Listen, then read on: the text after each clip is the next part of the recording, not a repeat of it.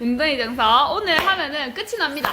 진짜로? 네, 이제 뒤에는 거의 논문 이야기예요. 논문이에요, 논문. 그거는 안 할까? 논문 선생님 갖고 왔는데요? 맞지? 해요. 책이 끝나지 않았어. 책이 끝나진 않았는데 이 이론이 거의 끝났습니다. 알겠어. 이제. 자, 이제 첫 번째 볼게요. 자, 발 힘은 발에 의하여 지면으로 되어지는 힘이라고 보시면 되고, 지면 발력은 지면에 의해 발에 적용된 힘이라고 보시면 됩니다. 그러면 우리가 이 2번 사진으로 봤을 때 지금 지면 발력은 어디로 향하고 있을까요? 위로. 2번 위로. 그치. 지금 요 빨간색 거 화살표 모양 그대로 돼 있을 거고, 그럼 발 힘은 어디로 지금 향하고 있을까요? 밑에도. 예, 그렇게 생각하시면 됩니다. 그래서 발 힘과 지면 발력은 뉴턴의 제3의 법칙인 작용과 반작용의 법칙으로 힘의 작용은 서로 반대가 된다고 합니다. 여기서는 세 가지 축을 보게 되는데, 첫 번째가 수직축, 두 번째가 전후방축, 세 번째가 내가측축인데, 우리가 만약에 걷는 동안 지면 발력을 화살표로 나타나게 된다면 이렇게 나비 모양이 된다고 해요. 이렇게 보시고 넘어갈게요. 자, 첫 번째로 나오는 거는 수직 힘인데, 지면과 수직 방향으로 작용하며 보행 중 두 번의 정점을 통해 수직 지면 발력을 나타낼 수 있다고 하는데, 요 그래프를 보면 지금 정점이 어딜까요? 정점이요? 네, 요 그래프 이 낙타 등 모양 같이 생긴 이 친구. 정점 빨간색 위에. 그치. 이 두 곳이 정점인데, 이 정점은 자신의 체중보다 힘이 더 크게 나타나는 구간이라고 하고, 그러면 반대로 요 파란 색깔은? 자신의 체중보다 힘이 덜 나서. 예, 그렇게 생각하시면 됩니다. 자, 우리 보행할 때 왜 도대체 이런 파동의 모양이 나오냐 봤더니 그게 가속도 때문이라고 해요. 그래서 거기서는 뉴턴의 제2 법칙만 나와 있어서 제가 뭘까 찾아봤는데 가속도의 법칙이더라고요. 우리 F는 ma 기억나십니까? 뭐였죠? F는 마. 네, F는 마. 힘은 질량 곱하기 가속도. 그래서 초기 접촉기의 하방에 있던 무게 중심이 상방으로 움직이기 위하여 속도를 내며 많은 양의 수직 지면 발력을 필요로 하기 때문에 우리 몸에서는 이렇게 파동에 나타나는 그래프가 나온다고 합니다. 자, 뒤로 넘어와서 전후방 힘인데, 전후방 방향에서 크기는 같으나 방향이 서로 반대면을 따라 평행하게 작용을 한다고 하는데, 이게 쉽게 생각하면은 전달력, 더 쉽게 생각하면 지면에 평행하게 작용하는 힘인데, 여기 그래프를 보면은 그래프가 맨 처음에 0에서부터 갑자기 후방으로 뚝 떨어지죠. 이게 우리 몸이 전방할 때 미끄러지지 않기 위해서 한번 약간 제동해주는 역할이라고 생각하시면 돼요. 만약 이때 이 역할을 하지 못하면 우리 몸은 미끄러져서 나간다고 한다고 하시더라고요.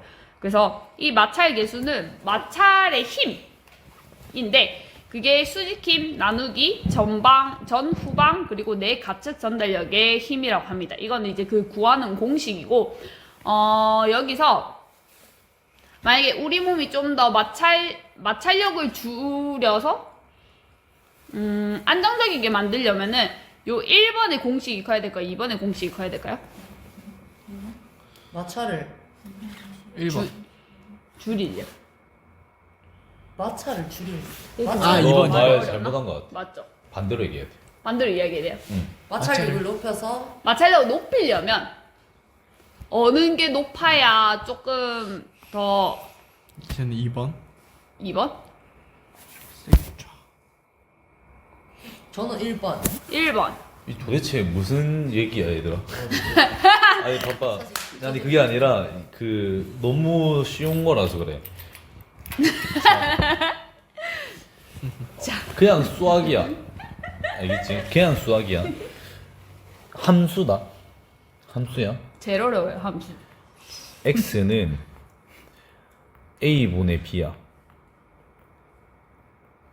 그러면은 이 x가 커지려면은 분 뭐가 커야 돼? 분 자가 커야 돼. 자, 그 말이야.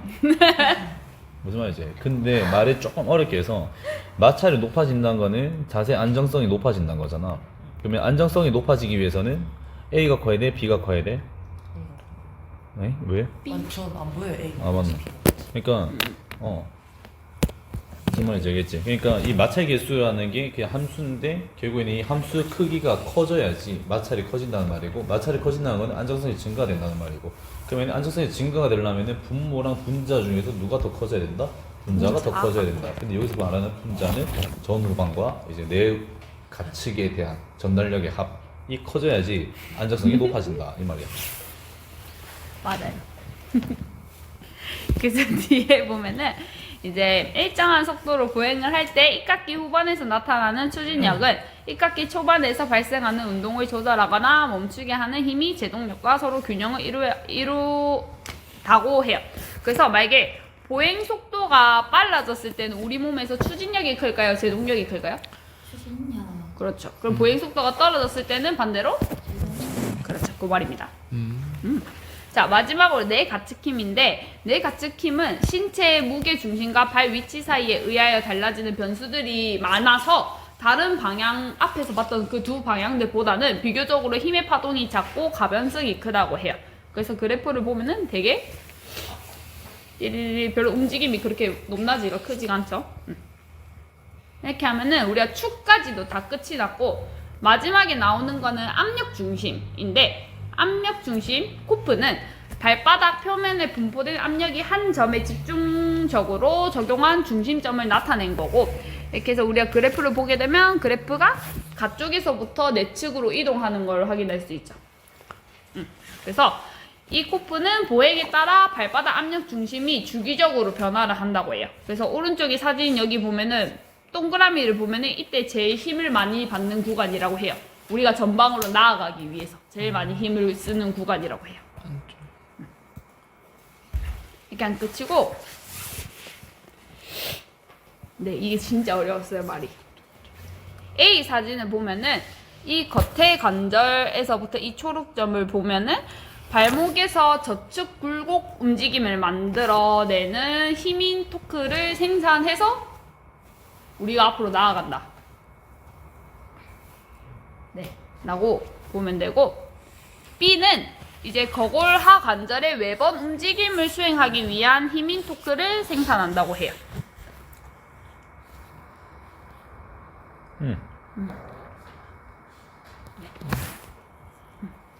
이렇게 하면은 보행 이론은 끝이 납니다.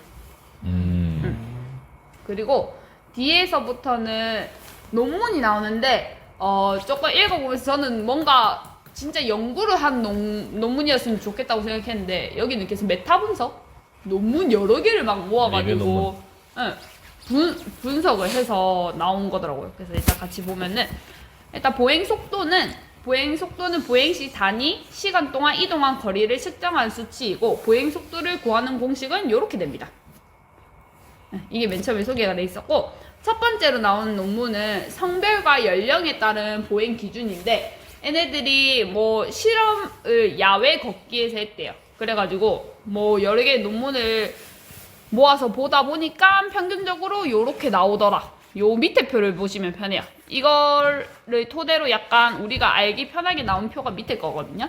그래서 보면은 나이가 들면 들수록 당연히 보행 속도는 줄어들게 되죠. 그리고 당연히 남자보다 여자가 더 줄어들게 되겠죠. 그게 끝이었습니다. 그래서 연령이 높아질수록 남성보다 여성일 경우 평균 보행 속도가 낮아진다고 해요.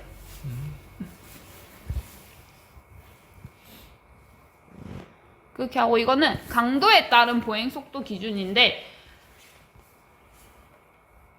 요것도 마찬가지로 야외 걷기로 했다고 돼 있었고, 결과는 여기 옆에 보면은 편한 페이스에서의 보행 속도 남성은 요렇게 나오고, 근데 이게 있잖아요, 무슨 그걸 했는지가 안 나와 있어가지고 그냥 논문 이 표 하나 딸랑 이렇게 하나 딸랑 나와 있었어.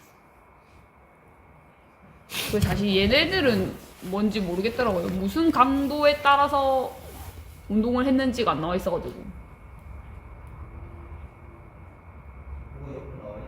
그래, 이게 이 말이잖아. 이거요? 그러니까 요 안에 있는 가로의 평균값이고 옆에 표준편 차거든. 그냥 비교를 해보면 되지. 그래서 보면은 그냥 그 수치야, 그냥. 수치를 보면 당연히 여자가 조금 더 낮게 돼 있네요. 나오는데. 그래서 이 내용에서는 약간 이 젊은 친구들에게는 약간 중강도의 운동을 추천을 한다라고 말을 하면서 이제 성별에 있어서 명확하게 차이가 나는 요인들도 발견되고 있기 때문에 걷기 활동에서 이제 성별 간의 세심한 강도 조절이 필요하다라고 이야기를 하고 있더라고요. 그리고 마지막 연구는 이거는 60세 이제 노화가 신체 기능에 미치는 영향인데 60세 이상 노인들을 포함한 이제 20개 논문을 찾아보니까 요런 표를 기준으로 테스트를 했대요. 그래서 맨 처음에 보면은 프리드 취약 호현형이라고 해서 체중, 신장, 체질량, 지수에 따른 악력, 신체 활동 시간 등을 확인을 해서 여기서 3가지 이상이 포함이 된다면 노화의 발전 가능성이 높다고 보고 이제 그 다음에 록우드 취약 지수라고 해서 이거는 뭐 증상, 질병, 장애 등 특정 수치가 높을수록 노화의 발전 가능성이 증가한다고 해요. 그래서 보면 점점 내려가면은 더 약간 활동이 움직인 힘든 사람들.